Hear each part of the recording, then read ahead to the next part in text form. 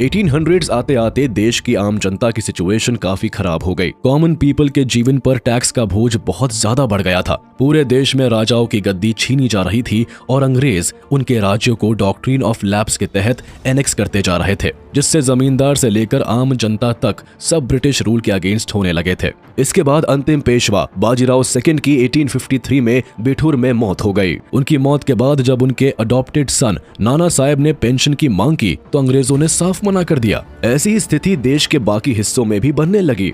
1857 के शुरुआती महीनों में भारत में एक स्ट्रेंज घटना होने लगी, जहां तहां लोगों के घर रोटियां और कंबल बांटे जाने लगे। इन रोटियों पर ना तो कोई सिंबल होता था, ना ही कोई स्लोगन। जिस रियासत में भी ये रोटियां मिलती वहीं के लोग उत्साहित हो जाते।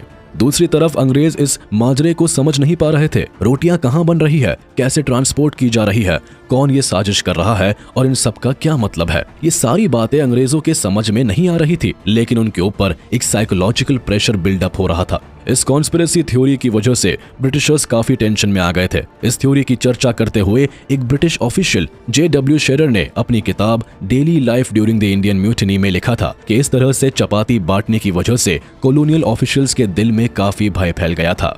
इसके ठीक बाद भारतीय सैनिक छावनियों में एक खबर फैल गई कि राइफल कार्ट्रिजेस को बनाने के लिए गाय और सुअर का इस्तेमाल किया गया है। इस खबर के फैलते ही हिंदू और मुस्लिम सैनिक तुरंत ही आग बबूला हो गए और उन्होंने अंग्रेजों के खिलाफ बगावत करने का प्लान बना लिया। मंगल पांडे, जो कि एक ब्राह्मण थे और ब्रिटिश आर्मी में थे, वो बंगाल नेटिव इन्फेंट्री में थे और यही बंगाल सिपाही छावनी में अपने कुछ साथियों के साथ मिलकर अंग्रेजों के खिलाफ बगावत कर देते हैं। उन्होंने 2 पुलिस ऑफिसर्स ह्यूक्सन और बॉक को गोली मार दी। इसके बाद उन्हें पकड़कर अंग्रेजों ने फांसी पर चढ़ा दिया। मंगल पांडे भले ही देश के लिए अपनी जान की कुर्बानी दे गए, लेकिन कार्ट्रिजेस वाली खबर देश में आग की तरह फैल गई। अब देश में रिवोल्ट का पूरा माहौल बन चुका था। अब बस इंतजार था तो जमींदारों और राजाओं का, जो इस रिवोल्ट को कमांड कर सके। अंग्रेजों की बढ़ती मनमानी से झांसी की रानी लक्ष्मीबाई, बिठूर के पेशवा नाना साहेब और तात्या टोपे, बेगम हजरत महल, कुंवर सिंह जैसे लोग अंग्रेजों के खिलाफ मैदान में आ गए थे। सबने मिलकर अंग्रेजों के खिलाफ रिवोल्ट करने का प्लान बना लिया।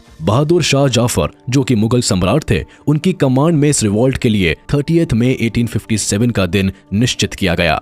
लेकिन दूसरी तरफ मेरठ के सैनिक इतना इंतजार नहीं कर सके और उन्होंने 20 दिन पहले ही 10 मई 1857 को अंग्रेजों पर धावा बोल दिया। जिधर भी अंग्रेज दिखते उन्हें मारा जाने लगा। लेकिन भारतीयों के पास लिमिटेड वेपन्स और रिसोर्सेस थे और अंग्रेजों ने इसका फायदा उठाना शुरू किया। अंग्रेजों ने इस लड़ाई को लंबा करना स्टार्ट कर दिया, जिसके चलते इस रिवोल्ट को दबा दिया। रानी लक्ष्मीबाई और तात्या टोपे को मार दिया गया और बहादुर शाह जाफर और बेगम हजरत महल को एग्जाइल दे दिया गया। और इस तरह अंग्रेजों ने 1858 में किसी तरह इस रिवोल्ट को दबा दिया। देश में हुए इतने बड़े विद्रोह को अंग्रेजों ने भले ही सिपॉय म्यूटिनी का नाम दे दिया हो, लेकिन भारतीयों के लिए ये एक वॉर था, जिसे फर्स्ट वॉर ऑफ इंडिपेंडेंस का नाम दिया गया। इस इंसिडेंट के बाद ब्रिटिश क्राउन को यह बात समझ में आ गई थी कि भारत को अब ईस्ट इंडिया कंपनी नहीं संभाल सकती, जिसके बाद उन्होंने 1858 में गवर्नमेंट ऑफ इंडिया एक्ट पारित कर दिया, जिससे कि अब ब्रिटिश क्राउन सीधे भारत पर अपना राज कर सके। गवर्नमेंट ऑफ इंडिया एक्ट पास होने के बाद ईस्ट इंडिया कंपनी की सारी टेरिटरीज,